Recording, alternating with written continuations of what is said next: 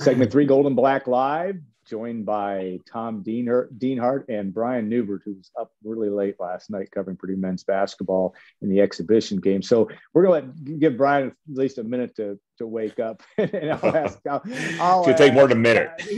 He's awake. But Tom See you on Dienhart, Tuesday. obviously, there's a football game tomorrow in Ross-Ade Stadium. Of course, a big one when Purdue takes on Michigan State at 3:30. The number 5 ranked Spartans come calling, a lot on the line. You know, this is college football playoff implications for Michigan State, certainly for Purdue, postseason implications. As this game approaches, Purdue a 2.5-point underdog-ish, 2.5-ish. What do you think as of Friday afternoon? What's your take on what we're going to see tomorrow? We got to give Brian a big glass of Tang, Alan. Yeah, that will do it for him. Tang doesn't have caffeine in it, does it? Yeah, you can put it in there, though. Good enough for Neil Armstrong, good enough for noobs. Yeah, big ball game, and a chance for Purdue to knock off another top 5 team, right? Grab some national attention. And Alan, you talked about accentuating maybe their postseason destination. All eyes are on Phoenix, Las Vegas, or New York City, maybe for Purdue. They can finish strong here, but I'm getting ahead of myself as I always do. But we had Jerry Palmer earlier on to fuel that fire anyway, so that's why we're talking about it. Go ahead. Brian. You know, Saturday is going to be a lot of fun. A great opportunity. You know, Purdue's got nothing to lose, right? About a 3-point underdog, 2.5-point underdog. Here comes Kenneth Walker III, maybe the leading Heisman Trophy contender. You always like when there's some star power coming in as well. So, great opportunity for this defense to prove itself again. I think most eyes are going to be on this Boilermaker offense. I'm curious to see how it continues to develop and evolve now with Horvath back. Greg Long, the offensive tackle, is supposed to be back after missing last week in concussion protocol. Can Aiden O'Connell stay turnover free again? Can Purdue kind of have ball control with a short passing game again? Or will it strike for some big plays in the pass game? Can David Bell reach the 100-yard receiving mark, which he hasn't done the last 2 weeks? So again, it's the onus is probably going to be laid at the field of this offense. If it can score enough, I think to win this ball game. And again, there were some positive signs last week in Lincoln, Nebraska. There's no doubt.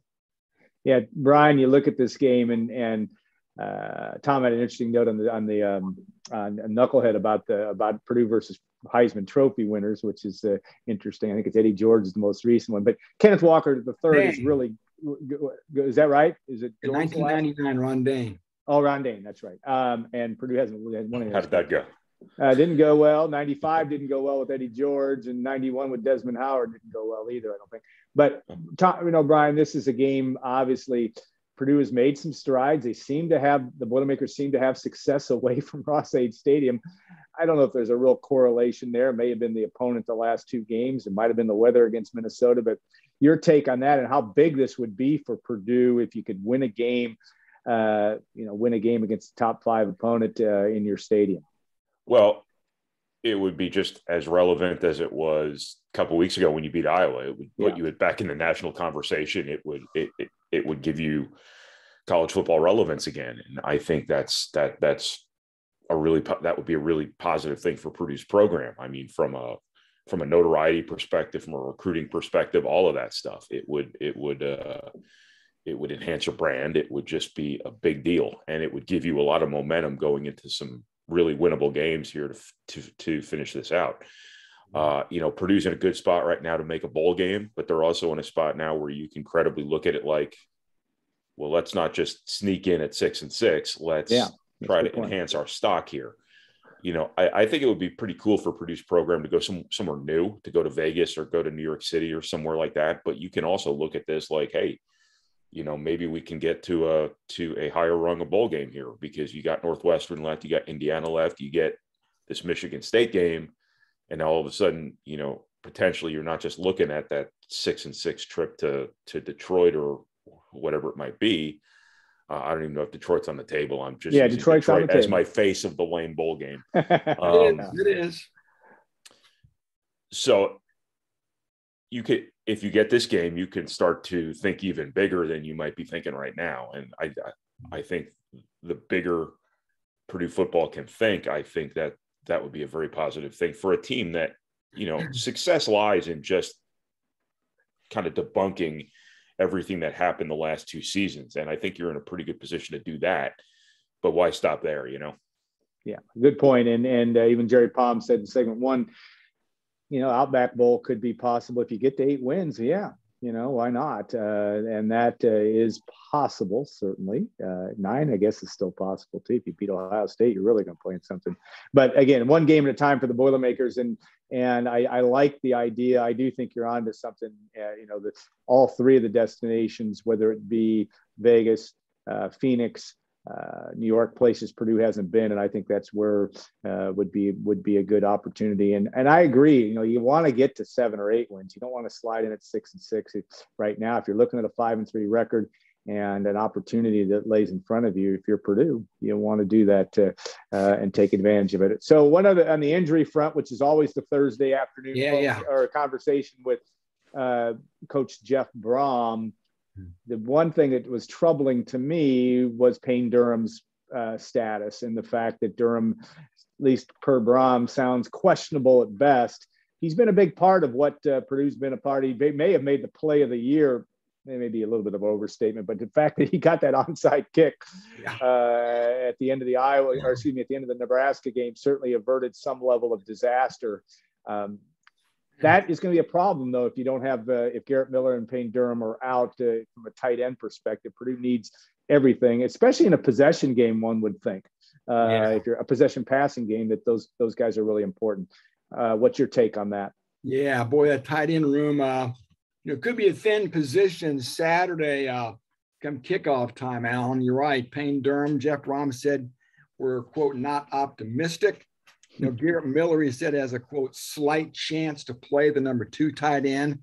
If you guys recall, last week, the number 3 tight end, Kyle Bilodeau, didn't play. He was out with an injury. Right. Brom's hopeful he'll be back. Jack Kravac, of course, has been out for a long time now with a season-ending knee injury. Paul Paferi, we know he's good to go. And their redshirt freshman walk-on, Ben Buechele. So long story short, guys, it's going to be interesting to see who actually trots out on the field Saturday at the tight end spot, because it could be a very compromised position. Now, defensively, I should go back to the offense real quick. Greg Long, again, is supposed to play. Of course, he was in concussion protocol last week. But so they'll get him back at left tackle and move Eric Miller back to the right side. Now, defensively, Kadron Jenkins, there's a chance he's not going to play. Of course, the redshirt freshman Leo, who has really been a pleasant surprise this year. Brom is not optimistic he'll play, but they could get DeMarcus Mitchell back. Of course, he's been dealing with injury all season, so that could end up being a wash there. So that's really the key guys from an injury standpoint, fellas. And I followed up with Coach Brom just on how the kicking went during the course of the week. On Monday, he said there's going to be competition. Of course, there's always competition. But long story short, Mitchell Finneran is still the number 1 kicker. Don't think that's a real big surprise, fellas. Not sure Purdue has many real viable options outside of Mitchell Finneran. They have to probably make it work with this kid. Hopefully gets things straightened out. Ben Freehill can certainly kick field goals if they need him to, if this thing totally melts down. Freehill is still going to kick off with Chris Van Eekeren out with his ankle injury. So long story short, again, the kick is going to remain the same configuration as it was last week. Of course, Purdue hopes for better results after Finneran missed 2 field goals in Lincoln, Nebraska. Guys, Purdue has not been bitten yet by these kicking foibles, if you will. Probably only a matter of time, though, when a missed extra point or a chippy field goal miss is going to cost you a ball game, maybe. So, you know what? It's not easy coming out of mental funks in life. And Purdue's just got to hope Mitchell Finneran gets this thing figured out, because we all know he can do it when he opened the year hitting his first 9 field goals, right? Yeah. He did come off to a great start, and it is a lot of times that kicking thing is not on the foot; it's between the ears of what gets done. All right, Brian, I want to turn real quick to basketball last night, and the Boilermakers men's talks basketball about mental team. function. Let's throw it to Brian. Yeah, I know. But I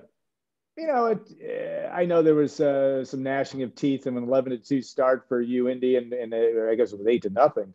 Now that you've slept on it for a little bit of time, what's your take on what you saw yesterday? And is there, and I'm going to really caution myself, it's not reason for alarm just yet, but there are some reasons for why they're still going to keep practicing. I guess is a simple way to look at this.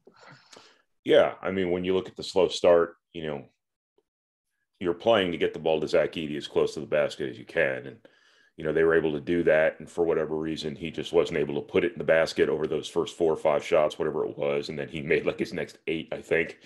Yeah. Purdue, for some reason, couldn't make a free throw to start the game. I don't know.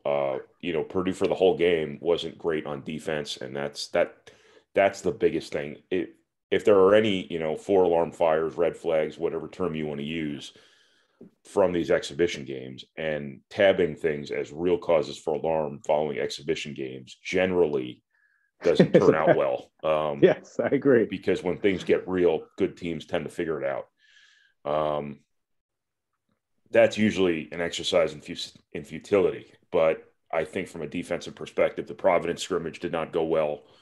You wanted to see marked progress against the University of Indianapolis, and I don't know if you saw it. I think Purdue is very vulnerable against the dribble. I think some of the areas where you expected to be vulnerable against the dribble were. I think the 2 freshmen, forwards, didn't necessarily get out to shooters like, Purdue will want them to at some point in their development. Purdue, those guys, at times were a little bit vulnerable to the dribble, but it wasn't them necessarily that constituted the entirety of the problem. It was the guys who've played before. It was the guards, who have the potential to be really good defenders, but, maybe aren't quite as disciplined yet as Purdue would like them to be.